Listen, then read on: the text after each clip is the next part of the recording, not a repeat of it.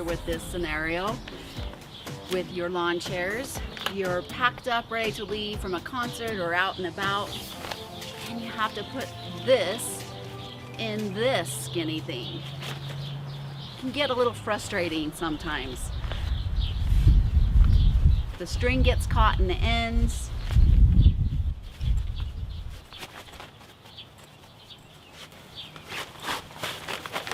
It's hard to stuff this part into the top, that skinny little bag, get it up. It's Jan Howell, and in this DIY sewing tutorial, I'm going to show you how to make a yoga mat lawn chair carrying strap. I don't know why I haven't thought of this before. I've been making yoga strap carriers for years, and they are awesome for my yoga mat. But I got thinking, this would probably work on my lawn chairs. Packing them up a lot easier, quicker, and so I gave it a whirl, and it works great. So just like the adjustable yoga mat strap that I use on my yoga mats, it works really well on your folding camp and lawn chairs. They're so easy to make, they're durable, washable. Let's go inside now to the sewing room and let me show you how easy they are to make. This really is a quick and simple project. This is what it looks like up close. This adjustable strap that you can tighten around things. It's cotton, it's washable. As you can see, I have this on my mat. So all you yogis that have a mat, these work really well. I've been making them for a long time, and I'm so glad that I finally realized that they could be used on my lawn chair as well. Let's go over the items and things that you'll need. You'll need a woven cotton or cotton blend fabric, and I like to use something that's just a little bit more durable. So a cotton blend woven fabric of your choice, and we'll be cutting them into strips. You will need some fabric stabilizer. This is a medium weight sew-in fabric stabilizer. It's Pellon, and I have cut that up into strips. A rotary cutter to cut your fabric is always nice, especially when you're using strips, or you can just use a pair of fabric scissors. You'll need some kind of measuring device. The seam gauge works really well. A turning stick, your sewing machine, your iron, and I really just enjoy this wool ironing pad, or you can use your ironing board. If you want to add a cute little tag to the strap, you can do that, and I have a tutorial on how to make your own fun little tags. A universal needle on your sewing machine will be just fine, and we'll use just a straight stitch and regular sewing thread. The first thing that you'll do is cut your fabric into 4-inch strips, and you're going to need them to end up being 88 inches long. Most likely, you're not going to find fabric that's 88 inches wide. Usually they come like 44 inches wide on a bolt. So you can sew either a couple strips in half. If you don't want the seam to be right in the middle, you can sew it in thirds. Like I have, let's see, I think I've done this one in thirds. I have 2 seams so that this whole strip is going to equal 88 inches. You can use all one piece of fabric, the same print, or you can, like I have with this one, which just adds cute character. This is really old, and it's wearing really well. It's been washed several times, and I have sewn this bottom portion, this side, like a quarter of it with this fabric and the rest with this fabric, which gives it a really cute and unique look, I think. There's so many things that you can do. Now the Pellon stabilizer usually just comes like 20 inches wide on a bolt. So what I usually do is I buy, if you want to get that 88 inches, just buy 2.5 yards of it, and you'll be able to make several straps or use it for other things. But then you don't have to piece your Pellon together, which is really nice and handy. Cut the Pellon strip 1 3/4 inch or 4.5 centimeters wide and 88 inches long. To sew the pieces together, place the right sides together on the ends And so just a 1/4 inch seam right there. You can use a serger or you can just use a single needle.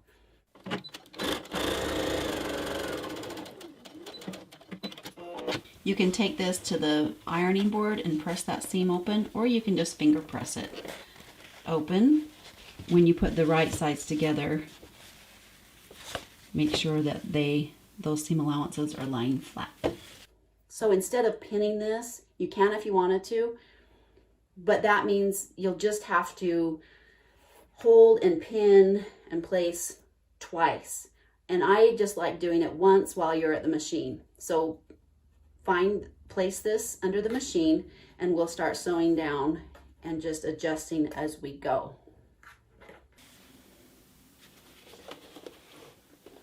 So a tip to help keep the same seam allowance and keep it straight, especially when you're sewing a long strip of fabric like this, is to place a piece of either masking tape or painter's tape along your seam allowance. We'll be using a 3/8 inch seam allowance, which is usually just along your presser foot, and you can use that as your guide, but when you're using a long piece of fabric, it just really helps to keep this straight. I want to catch the stabilizer just a little bit, so as you can see, I've placed it about a 1/4 inch on the end. Backstitch at the beginning of your seam.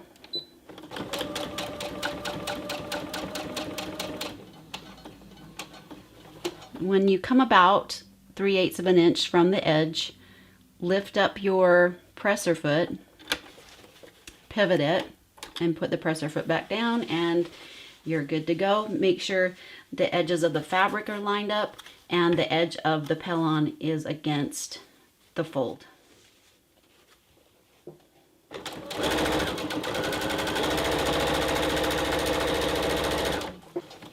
When you come to the seams, make sure they're lying flat.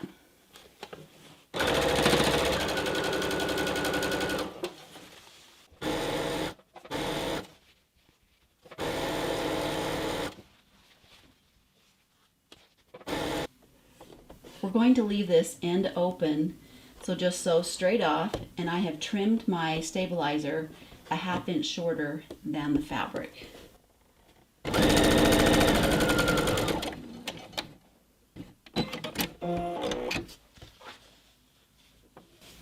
Now to turn it inside out, come to the end that we sewed closed, pull the fabric apart like that so that we can stick the turning stick and poke that end down in.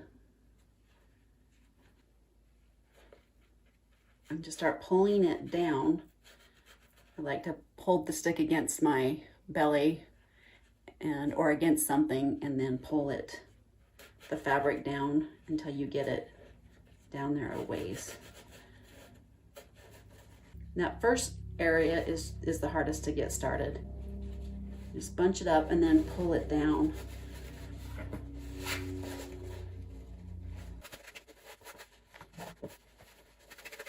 And when you get the inside poking out, before you remove the stick, just take the stick and poke out those corners.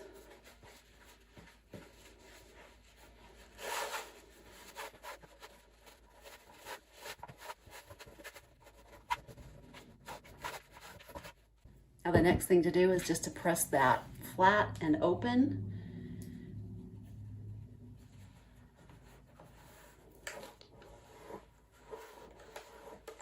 And make sure you're rolling the seam all the way open, or else it's not going to be the same width all the way through.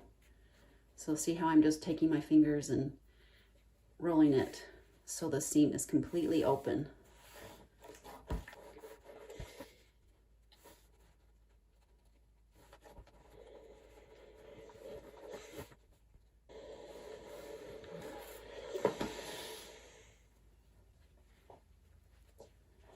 See if you can get that corner poked out really well before you press it. So isn't this mat just so handy? I love it because I don't have to get my ironing board out. I don't even have to get my mini ironing board out. Just put this on my work surface and go to town ironing. Love it, love it. Now we're going to top stitch both edges of the strap. You need to hem that end that we left open. So I'm just going to fold that under inside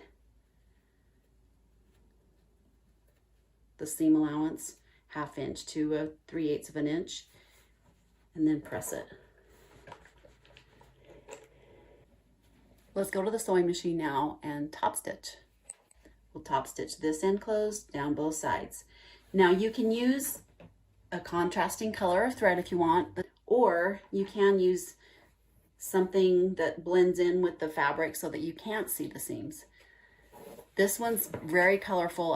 There's a lot of options. I could use any of these fun colors that are in the fabric, but I think I'm just going to stick with the white that's in my machine. When I top stitch, I really like to use this overlock presser foot because it has this little rim right here that the edge of the fabric can butt up against and really helps glide the fabric and keep it straight as you sew. You can just use your regular presser foot and go by this, your guide if you want to, but where you're, like I said, when you're sewing a big strip and you're top stitching, this works really well. Most machines will have it. And if you want to know more about the presser feet that come with your machine, most likely you don't even know what they're used for or how to use them. I have a really great tutorial video that shows you how to use all the basic presser feet. So check that out. I'm going to change my presser foot before I start top stitching.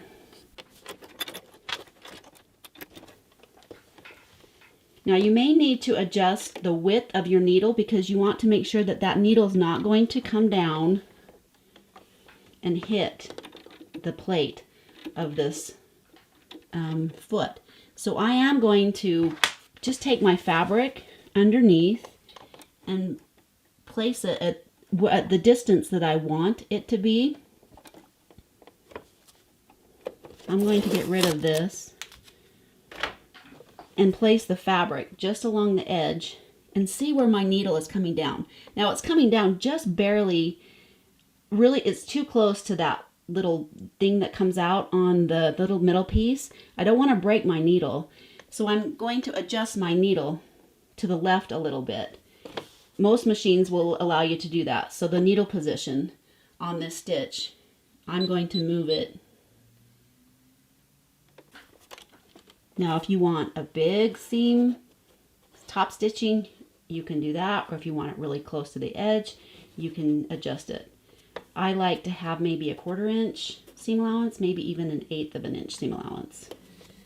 So I've adjusted my needle. I'm just going to see where that comes down, and I think that's good.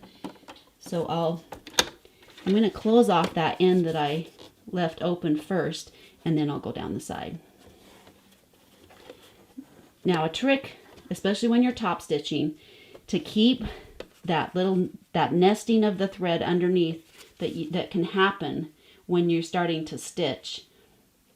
Especially on top stitching, you don't want all these threads bunched up underneath. The trick to keep that from happening is just to hold the thread for like the first couple stitches, and then you can release it. My stitch length is going to be about a 2.5.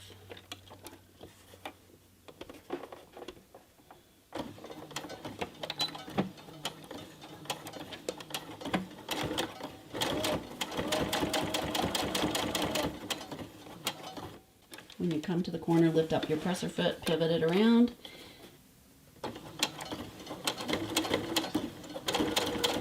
And as you can see, my fabric's just gliding nicely along that edge and keeping it the same distance the whole way.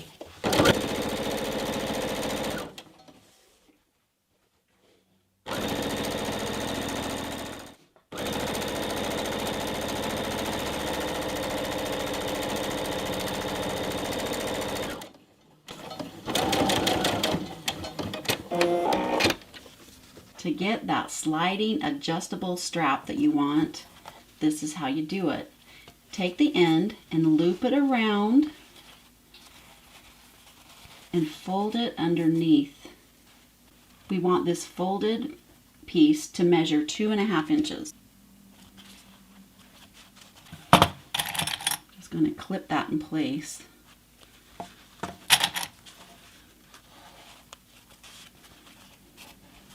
And then we're going to top stitch 2 rows so it's really nice and secure. Let's do that with both edges so that we can, when we go to the sewing machine, we're just ready to get it all done. We want this loop. You want to make sure that that is the same. We're keeping that open. And we're going to loop that in that same manner. So taking that piece, sliding it underneath. So we've got the loop just like this side, and overlapping it 2.5 inches. And clip it in place.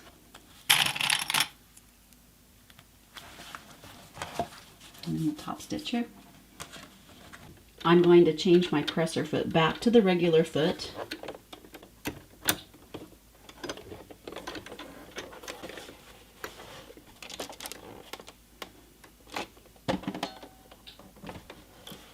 Remember to hold those threads for the first couple stitches.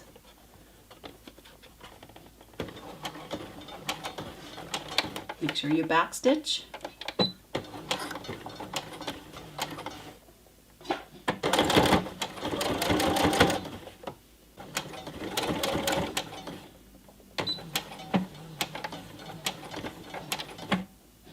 I'm going to keep my needle down, lift up my presser foot, take just a couple stitches,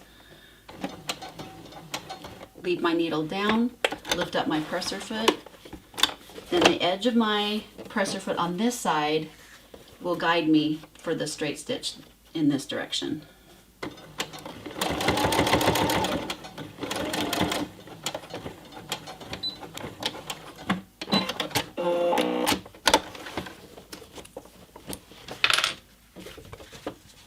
And then you have your top stitching on that side.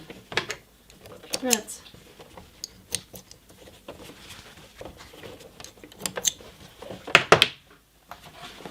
And do the other side.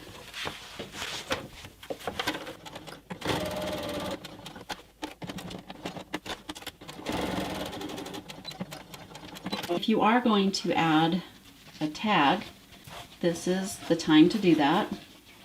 And you can place it anywhere, but a place that I usually put mine is just below that loop, so that when it hangs, when it's pulled and it's holding your mat or whatever, this is upright. So if it is a letter or something that needs to be so you can read it, make it so the letter is towards, the top of the letter is towards the fold or the loop. And clip it. I'm not going to use a pin because a pin will put marks in the label. And I'll just hold that until I get my machine situated. How I'm going to apply this is just do a zigzag, close zigzag stitch all the way around the edge with white thread so it won't be seen.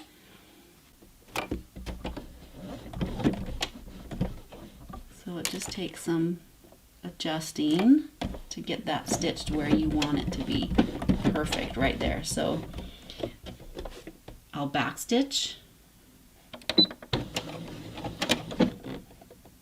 and then begin.